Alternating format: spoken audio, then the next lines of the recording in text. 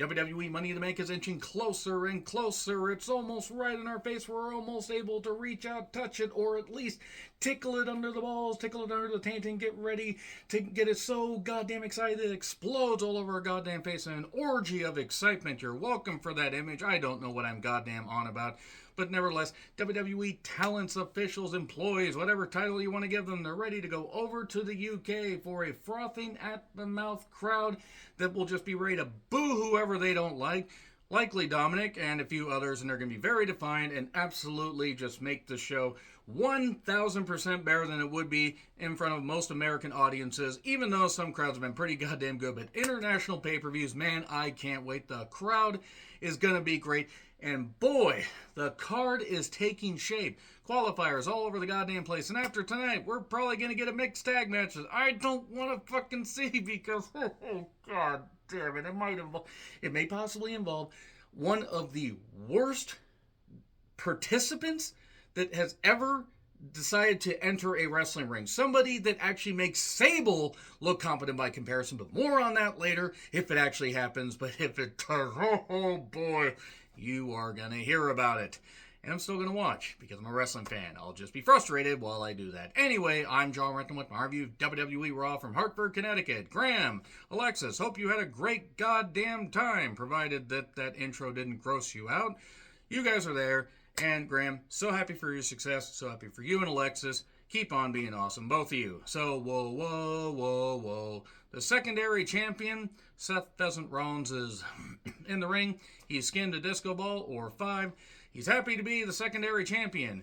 His open challenge on social media was answered by Damian Priest. And Damian Priest and Finn Balor show up, and this is very scripted. This was very, very scripted. I did like how Balor was needled by Rollins about, I injured your shoulder. Ha ha ha ha ha ha ha. But the stuff with him and Priest is like, you know, I could take you down. I could take you down by myself. And Seth says, well, you always have everybody out here with you. Why don't you face me one-on-one? Okay. A little bit of tension between Mr. Finn Balor and Priest.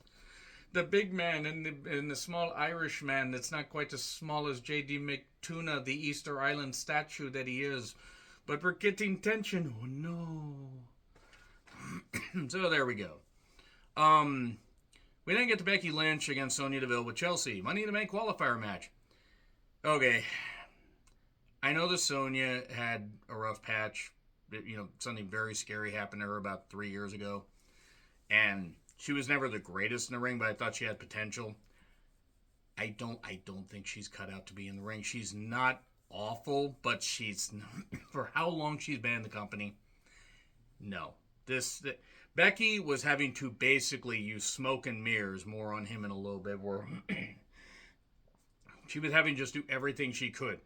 Chelsea missed her cues on a couple of interference spots, and at one point, Trish and Zoe show up, and Zoe, she had to be thrilled being back in Hartford, especially in Connecticut. She was part of the original settlers there in 1633. Hell, she was there even 6 years later when they signed the Connecticut Constitution. One day I'll stop these jokes, except I won't. Becky took back over. Chelsea managed to attack Becky when the referee was distracted. More interference. Chelsea missed a goddamn cue. Good job there, Chelsea. Probably should stay doing OnlyFans if you can't figure that shit out, because that was really awkward. Manhandle slam, 1, 2, 3.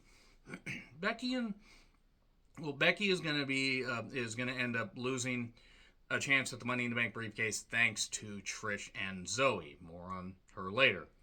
We get recaps of the Bloodline drama, cut to Owens and Zayn, and they're kind of done with the Bloodline. Please, enough. I get it. Enough. It may be a hot storyline, but we need to actually develop some good storylines. Like Kevin Owens being upset at Imperium for not understanding how cues work. Owens will face Gunther and marches right out to the ring. We get a video package on Katana and Caden doing their classic KKK. That's not good. And then we get Gunther versus Kevin Owens with the people at ringside. Zayn in the corner of Owens. And the Goons, the Goon Squad. I'm on the Brute Squad. You're the Brute Squad. But nevertheless, Gunther's minions in his corner. And This is probably one of the best TV matches that WWE has put on in a while, even with the dodgy finish. I wish that Kevin Owens would stop taking the backwards head bumps into the barricade, into the steps. He doesn't need to do that shit anymore. Save it for a pay-per-view match, or maybe don't do it all because he's earning big money. He doesn't need to do that shit. He doesn't.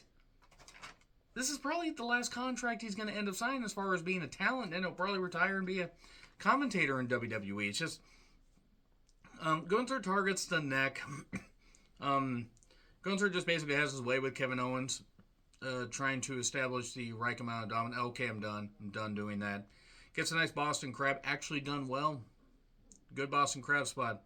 And then we get a German from one and a German from the other. It's German warfare. Tomorrow will be no. And a super kick barrage. It's almost like they were having fun, like they were able to have some kind of party. If only there was a way to phrase that. Oh, no, but Kevin Owens is an actual wrestler, so he actually can do super kicks well. So then the crowd was into it. We get a melee at ringside. Kaiser gets in there, gets hit with a stunner. And then Gunther hits the most devastating maneuver in all professional wrestling. Surprise roll up 1, 2, 3. And there you go. He escapes. That's cool, I guess. He wasn't going to lose the championship, but that was kind of weak. Nevertheless, we get recaps of the previous match. I don't know why. And Riddle then is talking to Kathy Kelly, who looked great, and then Riddle gets bitch talked to by Imperium and throws Kaiser over a box somewhere. He lands in the abyss, seemingly, and Chris Parker's wondering what the hell's going on, and then locks the ankle lock on Vinci. Do not have Riddle beat Gunther. Don't have him beat Gunther. Just throw it away if he does. If he ends Gunther's streak, you might as well just throw the Intercontinental Championship away, because it'll be right back to ground zero. Riddle is not worthy of that. So Rousey and Shayna Baszler are there, and Katana and Kayden show up and say, hey, we want a tag team match.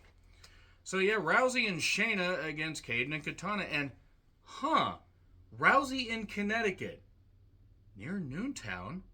Hey, if only Rousey maybe hadn't opened her big, fat, stupid, goddamn CTE-ridden mouth about the Sandy Hook shooting.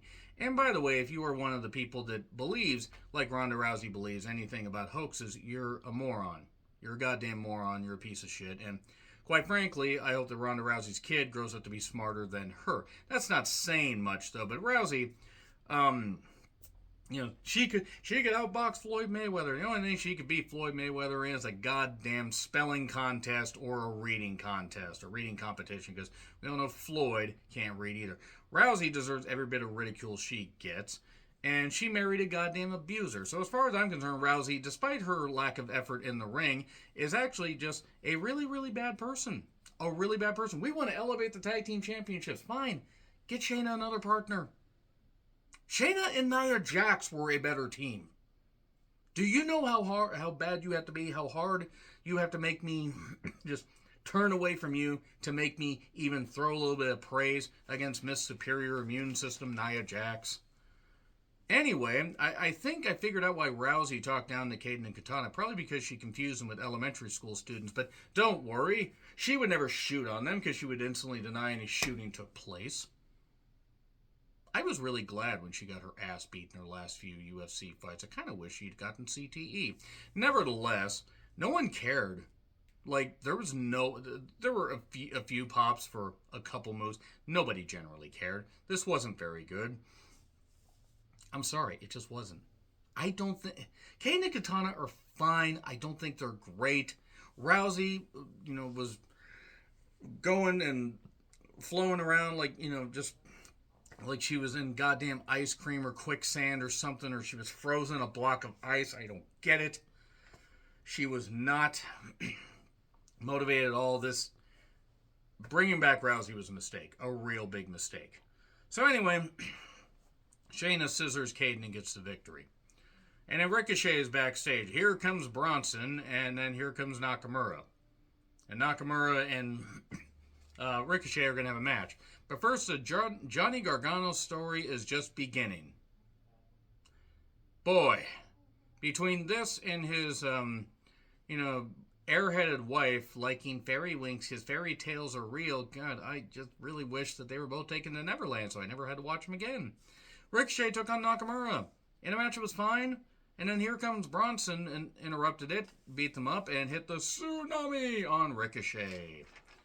So, honestly, there were good parts to some of these, except the women's tag match, but, I get why they did that. Of course, Bronson attacked Ricochet. He's going down to Trevor's Fixer Shop to fix Trevor.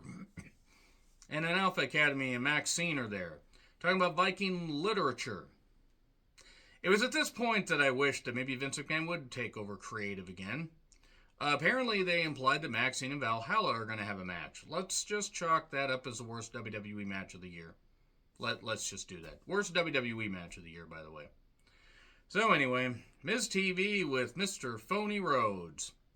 I do not hate Cody as a person, even though I find him to be disingenuous, and I appreciate his hard work, but he comes across as fake, phony, scripted, insincere, and I don't believe him. I don't believe him at all. The crowd loved him. Can't fault that. They were really loud. They like him. And it's not just Hartford. It's a lot of crowds. And then here comes Dominic and Rhea.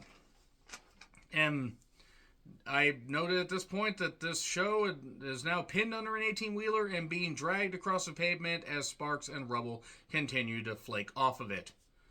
So then Dominic basically makes a comment about being in prison. You have a worse prison tattoo than I do, Cody says to Dominic. Yeah, the neck tattoo is stupid. That's another reason why I can't just buy into Cody. That's a stupid tattoo. Anybody that makes a decision to get that, I don't care if you get something smaller. It's dumb.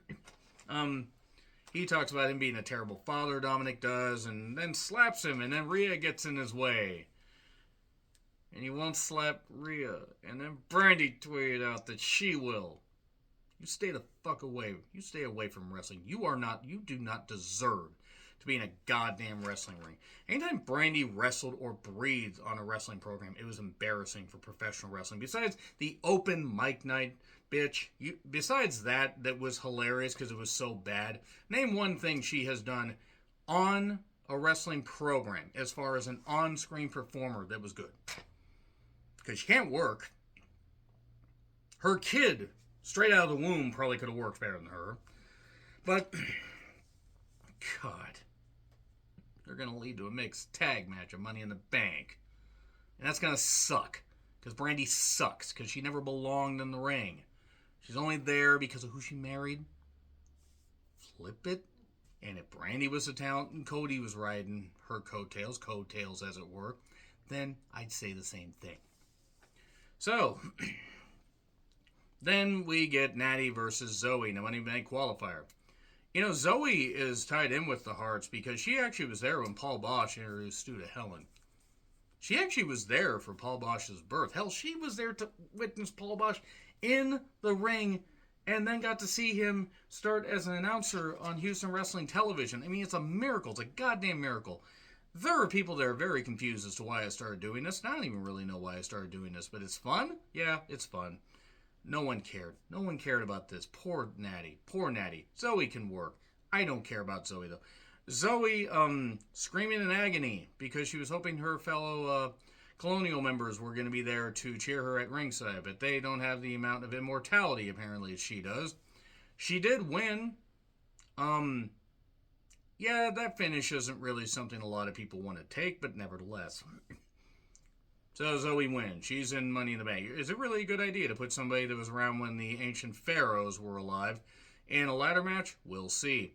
Heyman is backstage and says Jay will choose wisely. He said a lot of other stuff, but Jay's either going to choose his brother or he'll choose Solo and he'll still be kicked out of the family, but then he'll piss off his brother and do all this. And if they try to have either Uso be the one to beat Roman, no.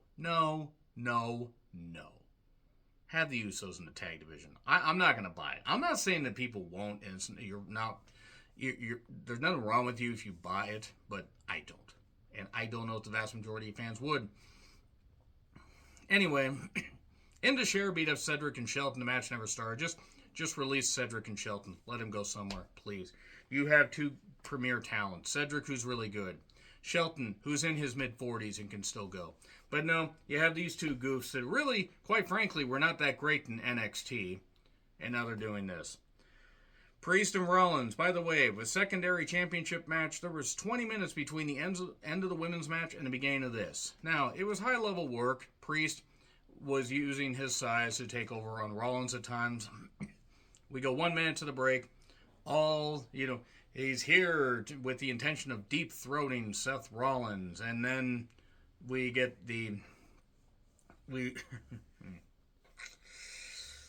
I don't know why they decide to do some of these crazy bumps and then go to the break. We get the superplex into the Falcon Arrow. It's impressive, but it just negates the superplex. Like, it looks cool, but the more I see it, the more I think, Randy would hit a superplex and sell. I don't know. It's so weird. 3 dives, and then Priest hits the top rope Rana. Pedigree, late cover, 2 count, and a barricade bomb. It looked like Priest might have hurt his shoulder. Take that out of the arsenal. Just saying.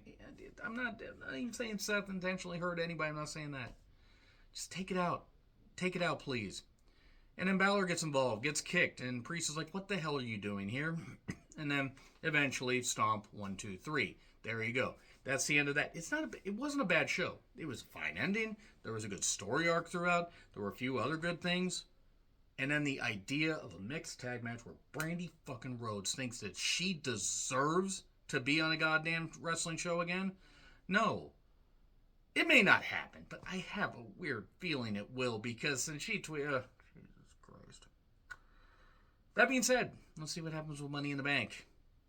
Agree, disagree with what I said? Like, share, subscribe, Twitter handle in the description. I'm John Ritland. I'll see you soon.